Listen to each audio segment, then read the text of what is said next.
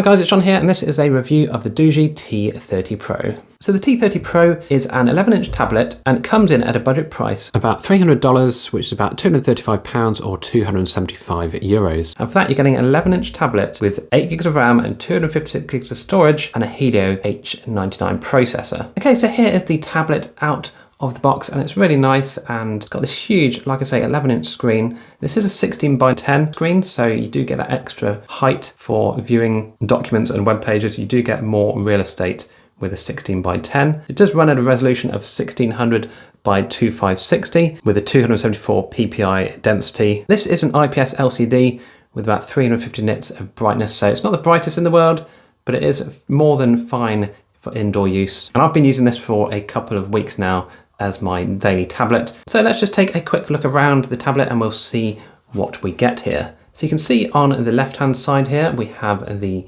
dual speakers on the left, as well as the dual speakers on the right. And this does come with the high-res audio, as we saw on the T20. We'll continue on the right-hand side here. We do get the USB-C charging connector here. It does come with a 33-watt charger in the box. And we'll just take a look inside the SIM card tray here, because we do also get our memory expansion or a dual SIM, depending on how you wish to play with your tablet. And that does take up to 2 terabytes of microSD storage. Now on the top right here, we do have a 3.5mm headphone jack. So that's nice to see in a tablet.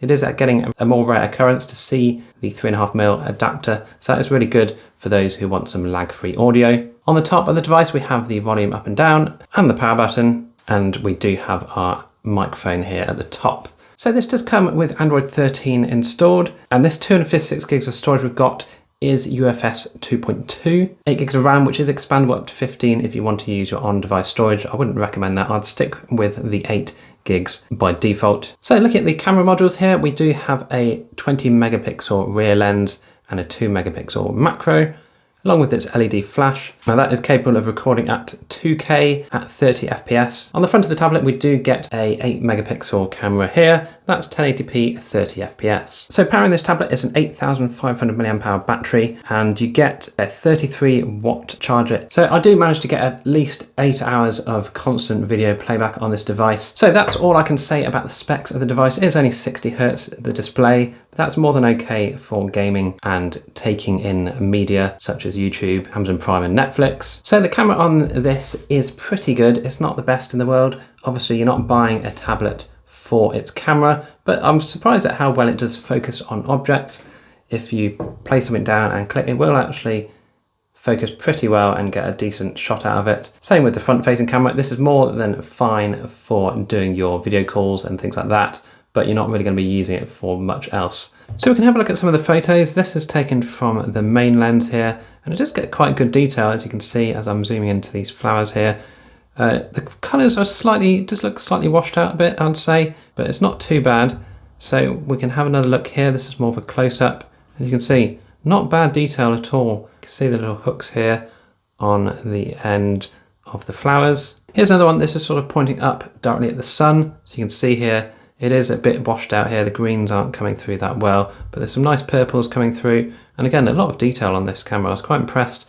Here's another one, and again, it's not the most in focus here, but you do get an idea as to how the color representation is. I did notice that the colors, the greens and the purples here, are very true to life, so it does quite well with its color representation, but you just do get a sort of slightly washed out effect. So here's a video I took, and yes, this is at 2K. Now, it was a bit hard to actually focus on anything here because there's so much wildlife around here, but you can see it does look okay. This was with the image stabilization turned on as well, so it's not that stable, but it's reasonably okay for those sort of desperate moments where you do need a video camera when you're out and about. Again, color representation here is really nice. The greens are okay. Here though, the reds are not coming out very well. It's very pinky. If we go back to that, those flowers there are bright red, and as you can see here, they are coming out as a sort of pink color. And again here, another photo with the rear camera, and again, it hasn't really focused on the flowers. It looks like it's focused somewhere down here a bit. As you'll see, you can get some reasonably nice pictures. So let's see what else came in the pack. So as I said earlier, you do get the 33-watt charger in the box. I've just been using my standard USB charger. You do also get a pen here for using on the screen. And again, similar to the T20, I believe this part of the pen just stays on. I'm not 100% sure. On the other end of this is a biro, so don't use that on your screen. But the main pen that you probably want to use, the one that is active, rather than this passive one here. You also get USB in the box, you get your pin eject tool, and you get a user manual. Now, your tablet will probably come pre-installed with a little case here. So it's a sort of portfolio case. Does the job. It's a bit sort of a gel case, as you can see. But yeah, you do get that screen protection. Now, this is slightly magnetic. You can see here that it does clip on and it does not flap open. So that's really nice to see. And again, you still get your ability to use the camera if you wish to in the back. So yeah, that's nice that that's included. So let's have a look now at the included keyboard cover here. So on the bottom of the device, you'll see these pogo connectors here. So this is what we're going to be using to connect up to our keyboard. It has the pins at the bottom that are going to be used for the connection. So we pop this down on here, clip it in, and that is connected. We can then pop out the back of the case like this, fold that down, and that is now acting as a laptop here. Okay, so let's do some typing on this keyboard and see how well or how fast we can type on it. So as you can see, it's pretty good. The keys are well spaced out. There's some good travel to them, even for a tablet case keyboard. So yeah, I really like this keyboard. I think it's a really good size. You do get some decent shortcuts as well here. So we have the home button to go back home. We've got a brightness to adjust the brightness display. We have our screenshot button. We have a link to jump to mail, to the browser. The media controls, we have volume controls as well, and a lock as well. So that's really nice. And a definite must-have for those who are taking out their tablet when they go out somewhere. And that just folds up nicely, like this, and away you go. Okay, so here is the active pen that comes in the box. I've also got the passive pen on the side here, but this active pen comes with a charging port here. It is sadly a micro USB port, but it does come with the cable at least, and it also comes with this little sort of eraser section that magnetizes onto the end there. Just press the power button until it turns on. It goes blue and then it's active. So now we can start drawing our masterpiece here.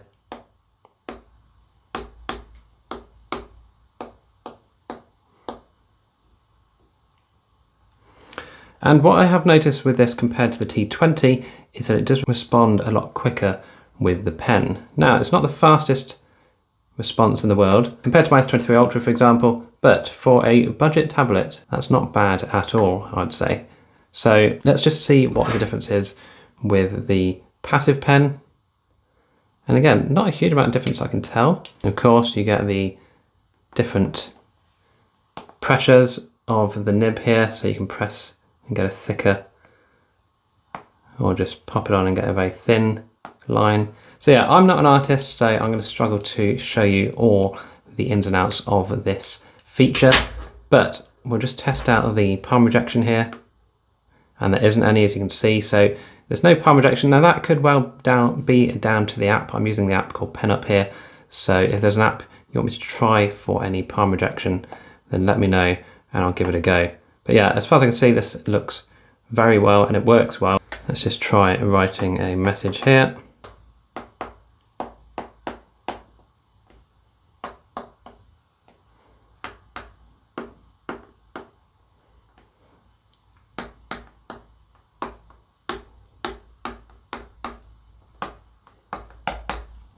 So yeah, that is pretty good. And let's just see if the eraser works. It doesn't, so that might be app dependent.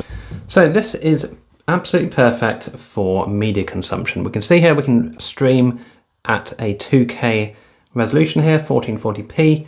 And this is just, you can really immerse yourself in the screen. It's really nice. It gets, like I say, nice and bright for indoors use.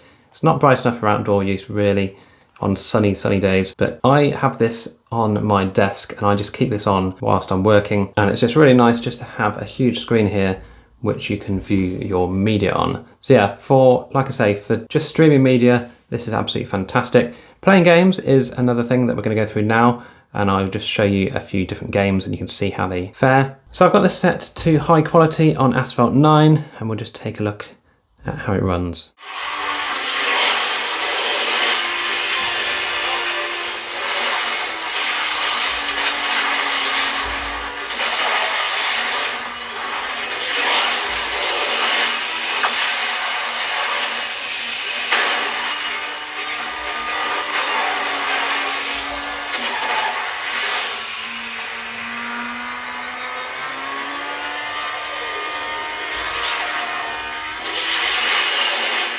So here we have Genshin Impact, and again, I would leave it on the lowest settings if you can. You can set it to 60 and it's still not too bad, just the odd drop of frame every now and again, as you can see as it loads bits up.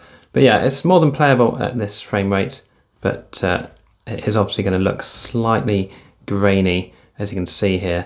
Your characters aren't going to be the crispest in the world, but you can get away with playing it nonetheless. So that's Genshin Impact. And again, like I said, I've got it on the lowest possible settings here, and I've turned everything else off just to try and keep it as smooth as possible. Just bear in mind, you're not going to get a full 60 constantly here. You're going to be dropping every now and again when you're running around as it's loading up new assets, as you can see.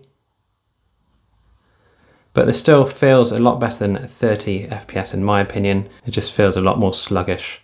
But again, maybe you'll get less pop in and load up if you're running it at 30 rather than 60. Just have a play around, but it does run pretty well on this nice and big screen. Okay, not sure what I've just equipped on my character, but if we go into settings here, we can see what graphics options are available here.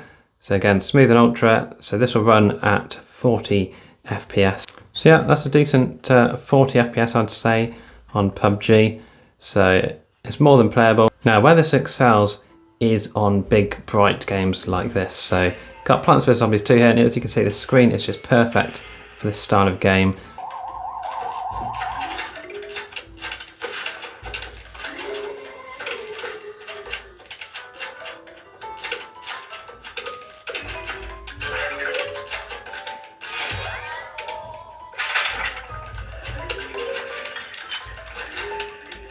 Okay, so the next question is, how does this handle remote play via Wi-Fi? So this does only have Wi-Fi 5G support. It doesn't have Wi-Fi 6 sadly, but we're going to do some tests now with Xbox Game Pass and the Xbox app to do some console streaming to see how well the tablet can handle things via Wi-Fi. So we've just got some Gears of War loaded up here, and as you can see, it's working really nicely.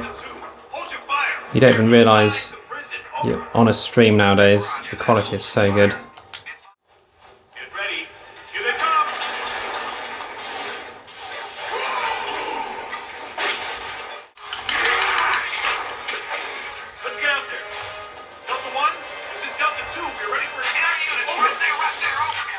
Okay, so that was Game Pass. Now we're going to move on to Xbox Remote Play, and as you'd expect, this is obviously just running over the local network.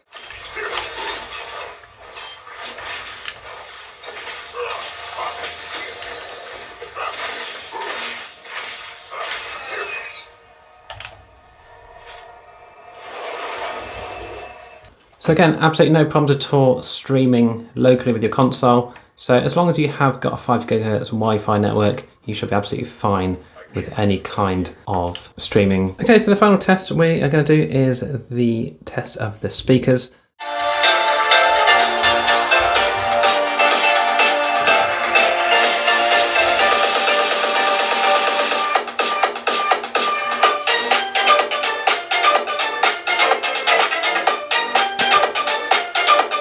So obviously not a huge amount of bass in there, but it's clear enough, that's for sure. It doesn't blast the speaker out, and it's still audible even at the loudest volume there. So not too bad at all for the speakers. And again, when you're just playing games casually or just watching videos, it's absolutely fine. If you plug your headphones in, obviously you're going to get a better experience. Now I have tested this with Bluetooth headset as well, and there is no audio delay that I've found. It does use Bluetooth 5.2 connectivity, so it is pretty good, and I didn't notice any audio delay whilst using my Bluetooth headset. It does also have an FM radio. You are going to need to plug in a headset to use this, but it is nice that you do have the option to do that. Now I did do a couple of benchmarks on this. So this is the Geekbench 6 score here. So 702 for single core and 1806 for the multi-core.